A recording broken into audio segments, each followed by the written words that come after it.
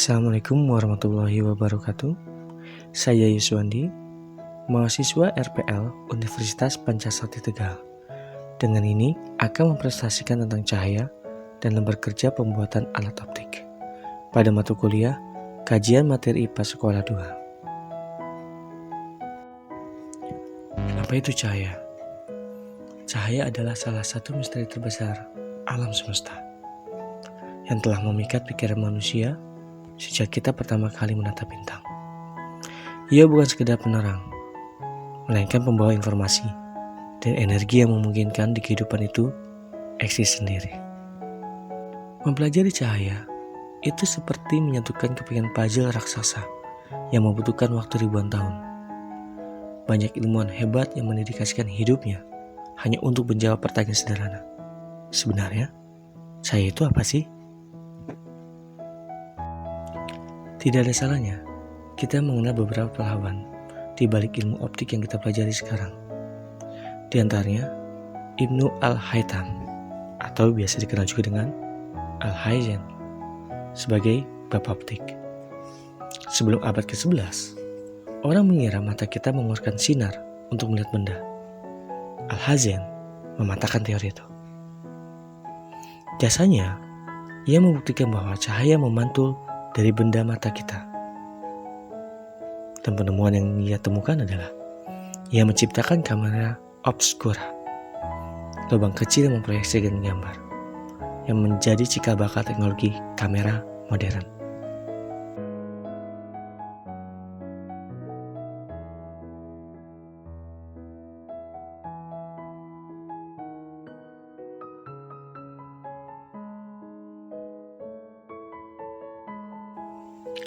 Kamu pasti ingat pelangi kan?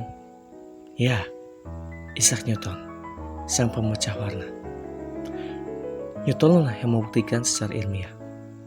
Jasanya, ia melakukan eksperimen dengan prisma kaca dan menunjukkan bahwa cahaya putih sebenarnya terdiri dari spektrum warna merah sampai ungu. Dalam teorinya, Newton percaya cahaya terdiri dari partikel-partikel kecil yang disebut corpuscles. James Clerk Maxwell berhasil membuktikan bahwa cahaya adalah gelombang elektromagnetik. Ia menyatukan listrik, magnet, dan cahaya dalam satu teori matematika yang indah. Ia juga lah yang menghitung bahwa kecepatan cahaya itu sangat fantastis, 3 kali 10 pangkat 8 meter per sekon. Kalau Newton bilang cahaya itu partikel, kedua ilmuwan ini punya pendapat berbeda, Christian Huygens dan Thomas Young. Huygens, seorang ilmuwan Belanda yang pertama kali mengusulkan bahwa cahaya merambat sebagai gelombang, mirip seperti riak air. Sedangkan Thomas Young melakukan eksperimen celah ganda, double slit, yang membuktikan secara tak terbantahkan bahwa cahaya bisa mengalami interferensi, saling menguatkan atau meniadakan sebuah sifat khas gelombang. Pada abad ke-20, Albert Einstein membuat sebuah kejutan. Ternyata, cahaya punya kepribadian ganda. Einstein menjelaskan fenomena efek fotolistrik yang membuktikan bahwa cahaya juga bisa berperilaku seperti paket energi yang disebut dengan foton atau partikel. Hasilnya, berkat Einstein, kita sekarang tahu bahwa cahaya adalah dualisme gelombang partikel. Bisa jadi gelombang, bisa jadi partikel tergantung situasinya. Pertemuan ini membuahkan gelar Nobel untuknya. Jadi, kita bisa membayangkan sebuah perjalanan kosmik yang luar biasa cepat, menembus dinginnya ruangan angkasa yang hampa tanpa rintangan. Inilah kisah tentang cahaya. Cahaya bukanlah sekedar terang yang mengusir gelap, melainkan sebuah gelombang elektromagnetik ajaib yang selalu dapat ditangkap oleh mata kita. Karena wujudnya sebagai gelombang elektromagnetik, ia adalah pengembara mandiri yang sama sekali tidak membutuhkan medium atau zat perantara untuk merambat. Itulah rahasia besar mengapa hangatnya cahaya matahari bisa sampai ke bumi, melintasi miliaran kilometer ruang angkasa yang hampa udara, Ia bergerak dengan kecepatan yang tak tertandingi, melesat di ruang hampa pada angka menakjubkan, sekitar 3 kali 10⁸ meter per sekon. Jadi, apa itu cahaya? Cahaya adalah energi berbentuk gelombang elektromagnetik yang kasat mata, atau bisa dilihat oleh mata manusia. Cahaya memungkinkan kita untuk melihat dunia di sekitar kita. Dalam perjalanannya menyapa dunia, sang cahaya memiliki kepribadian dan sifat-sifat yang khas yang selalu dipatuhi. Pertama, ia adalah entitas yang jujur dan konsisten. Ia selalu merambat lurus. Selama ia berada dalam medium yang sama, ia tidak pernah berbelok tanpa alasan. Ini bukti dari ketegasannya. Ini sering kita saksikan pada sorot tajam sinar lampu senter di malam hari yang membelah kegelapan, atau pada pilar-pilar cahaya matahari yang dengan indah menembus celah-celah dedaunan di hutan yang rindang. Jadi, cahaya memiliki sifat merambat lurus. Cahaya selalu merambat dalam garis lurus jika berada dalam satu medium yang sama. Buktinya bisa kita lihat pada gambar sinar lampu senter atau cahaya matahari yang menembus pada celah dedaunan. Hal ini kami ilustrasikan pada gambar di bawah, di mana cahaya senter akan bergerak dengan lurus. Sifat cahaya juga menembus benda bening. Cahaya dapat melewati benda-benda transparan seperti kaca, air jernih, dan udara. Jika mengenai benda gelap atau benda yang tidak terpercaya, maka akan terbentuk bayangan. Bisa dilihat dari ilustrasi gambar yang kami sajikan. Saat menjelajah bumi, cahaya akan bertemu dengan berbagai material. Jika ia berhadapan dengan kaca jendela, air jernih, atau udara bebas, ia akan melenggang masuk begitu saja, karena sifatnya yang mampu menembus benda bening. Namun, jika di tengah jalan ia menabrak benda gelap yang pekat dan tidak tembus cahaya, perjalanannya akan terhenti seketika. Sebagai jejak dari perjalanan yang terhalang tersebut, terciptalah sebuah area gelap di belakang benda yang kita kenal sebagai bayangan. Sifat cahaya tidak hanya mampu menembus rintangan, cahaya juga pandai memantul layaknya bola. Sifat dapat dipatukan atau refleksi. Ini terjadi ketika saat ia mengenai permukaan suatu benda, lalu melenting kembali. Dalam tarian pemantulan ini, cahaya sangat taat pada sebuah aturan main yang disebut dengan hukum pemantulan cahaya. Ia memastikan bahwa sinar datang, garis normal, dan sinar pantulnya selalu berada selaras dengan satu bidang datar. Tak hanya itu, ia juga bersikap sangat adil, di mana besar sudut datang selalu sama persis dengan besar sudut pantul. Jadi, salah satu sifat cahaya yaitu dapat dipantulkan atau direfleksikan. Cahaya mengenai permukaan suatu benda, maka cahaya akan dipantulkan kembali. Hal ini kami perjelas pada gambar yang kami sajikan, yaitu di hukum pemantulan cahaya. Lalu, apa yang terjadi jika ia harus berpindah tempat? Misalnya dari udara bebas masuk ke dalam air. Disinilah ia menunjukkan ilusi visual yang disebut pembiasan atau refraksi. Pembiasan adalah pembelokan arah rambat cahaya akibat adanya perbedaan kerapatan antara dua medium bening yang dilewatinya. Aturannya sangat persis. Jika cahaya meluncur dari medium yang kurang rapat atau udara menuju medium yang lebih rapat, yaitu air, ia akan melambat dan dibiaskan mendekati garis normal. Sebaliknya, jika cahaya bergerak dari medium yang lebih rapat, yaitu air, untuk keluar menuju medium yang kurang rapat, yaitu udara, ia akan kembali melesat dan dibiaskan menjadi garis normal.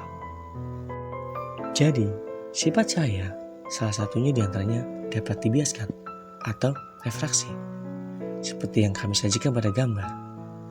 Di gambar 1, cahaya merambat dari kurang rapat ke tempat yang lebih rapat, yaitu udara ke air. Sedangkan gambar kedua, cahaya merambat dari yang lebih rapat ke kurang rapat, yaitu dari air ke udara. Di balik penampilannya yang tampak putih dan sederhana, cahaya sesungguhnya menyimpan rahasia keindahan yang luar biasa. Cahaya memiliki sifat dapat diuraikan atau dispersi. Cahaya putih yang sehari-hari menerangi kita sebenarnya adalah cahaya polikromatik, sebuah harmoni yang terdiri dari berbagai macam warna yang menyatu. Ketika cahaya putih ini melewati sebuah prisma kaca atau menembus jutaan titik-titik air hujan di langit berselimut awan, rahasia pun terbongkar. Cahaya putih tersebut terurai dan mekar menjadi warna-warna penyusun asli.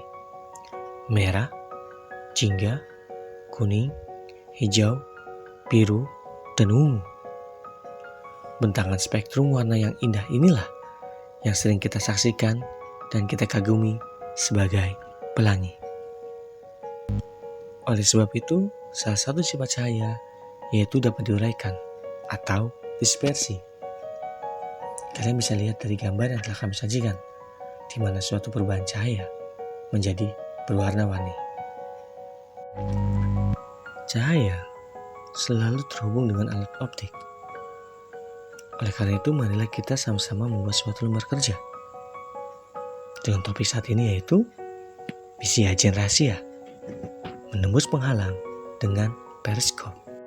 Tujuan pembelajaran pada saat ini agar siswa dapat membuktikan sifat cahaya yang dapat dipantulkan, dan siswa dapat memahami prinsip kerja alat optik periskop melalui praktik langsung, dan siswa dapat merancang membuat alat optik sederhana dari bahan bekas. Mungkin kamu pernah melihat atau mendengar periskop? Ya, salah satu alat yang digunakan di kapal selam untuk melihat permukaan luar. Dalam teori ini, kita akan mencari suatu misteri dalam cahaya. Dalam teori dasarnya, cahaya memiliki sifat memantul jika mengenai permukaan yang mengkilap, seperti cermin. Periskop menggunakan dua buah cermin datar yang diletakkan sejajar dan miring, sebesar 45 derajat. Cahaya dari luar akan mantul ke cermin pertama, lalu ke cermin kedua, hingga akhirnya sampai ke mata kita. Sebagai inventaris agent, kita memerlukan alat dan bahan. Ya, pasti. Maka, mari kita siapkan. Yang pertama, 2 buah kardus bekas. Bisa menggunakan kardus bekas susu kotak tinggi atau kotak sepatu. Yang kedua, 2 buah cermin datar ukuran kecil. Sesuaikan dengan lebar kardus. Yang ketiga, gunting atau cutter. Yang keempat, selotip atau lem tembak. Kelima, penggaris dan pensil. Dan yang terakhir, busur derajat untuk memastikan kemiringan 45 derajat. Setelah menyiapkan alat dan bahan, maka selanjutnya kita menuju kepada prosedur operasi atau langkah kerja. Yang pertama, siapkan ruang. Jika menggunakan kardus susu, bersihkan bagian dalamnya. Yang kedua, lubangi jendela. Buatlah 2 lubang persegi pada sisi yang berlawanan. 1 di ujung atas sisi depan, 1 di ujung bawah sisi belakang. Yang ketiga, sudut ukur. Gunakan busur derajat untuk menandai garis miring 45 derajat di dalam kardus, tepat di belakang lubang yang dibuat. Keempat, pasang cermin. Tempelkan cermin pada garis miring tersebut dengan selotip. Pastikan posisi kedua cermin sejajar atau menghadap satu sama lain secara diagonal. Yang kelima, tutup rapat. Rekatkan kembali bagian kardus yang terbuka. Yang keenam, uji coba. Cobalah mengintip melalui lubang bawah untuk melihat benda yang ada di atas penghalang. Misalnya, di atas meja atau balik tembok. So, selamat mencoba, selamat membuat, dan selamat berkarya. Jadi, apa yang kita dapat hari ini? Belajar cahaya itu seperti melihat ke cermin. Apa yang kamu berikan, misalnya usaha belajar, itulah yang terpantul hasil nilainya. Jangan lupa, bagian tersulit biasanya bukan di rumusnya, tapi di ketelitian menentukan tanda positif dan negatifnya. Sekian presentasi dari saya. Semoga semua ini dapat bermanfaat untuk kita semua. Dan sampai jumpa lagi di presentasi saya yang lainnya. Terima kasih. Assalamualaikum warahmatullahi wabarakatuh.